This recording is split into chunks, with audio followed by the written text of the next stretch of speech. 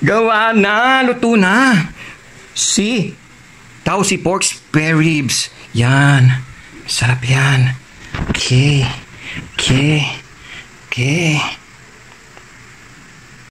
This is my pork Tausi spare ribs. Parang sa restaurant. So, lalagay na natin to, i-steam natin. Oh, pero magdadalawang kamay ako. Delikado. Okay, pork Tausi spare ribs now inside the steamer. See you after 30 minutes. Balikan natin yung ni-steam nating Tausi pork spare ribs.